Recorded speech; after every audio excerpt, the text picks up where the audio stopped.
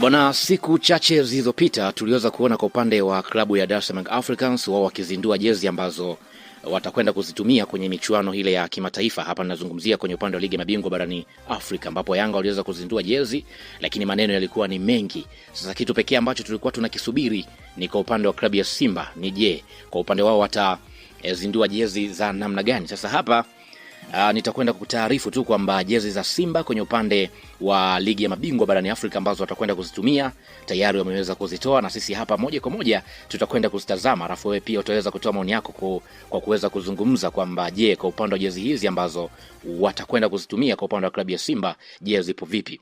Lakini pia kabla hatujakwenda kuangazia jezi hizi, nikukumbushe tu kwamba hii hapa ni Swahili Media. Kama bado hujaweza kusubscribe, basi nikuombe subscribe ili tuwe pamoja siku zote. Mimi naitwa Chicha Rito, karibu tuweze kuangazia jezi kwa upande wa klabu ya Simba.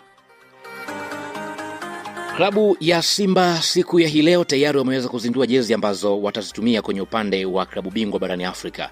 Jezi hizi ni jezi ambazo zitatumika kwenye upande wa nyumbani, ugenini, pamoja na ile jezi ya tatu.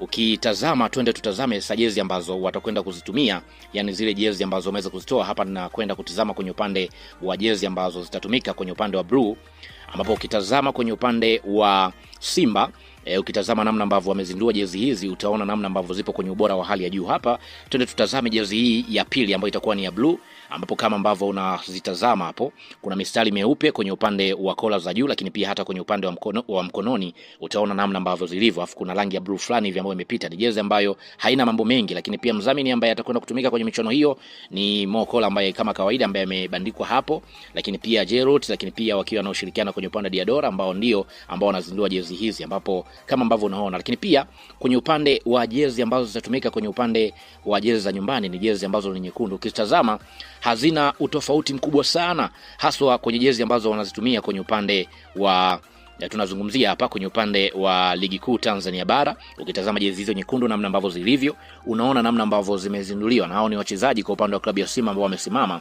Unaona namna ambavyo jezi ziko kwenye ubora. Muangalia hapo Shomari Kapombe, lakini pia muangalie David Kameta Duchu, lakini pia Rashid Dirak, lakini pia mtazame kwa upande wa Anthony Mligo pamoja na Wilson Nangu ambao wamesimama kwa pamoja hapo wakiwa na jezi hizo ambazo kwa upande wa klabu ya Simba watakwenda kuzitumia kwenye michuano ya kimataifa kama ambavyo unatazama. Je, ukitazama kwenye upande wa jezi hizi na ukazitazama kwenye upande wa jezi ambazo tunazungumzia hapa kwa upande wa Yanga ambazo wanazitumia, unaona ni jezi gani ambazo zipo kwenye ubora wa hali ya juu zaidi? Ukitazama jezi hizo ambazo Simba watakwenda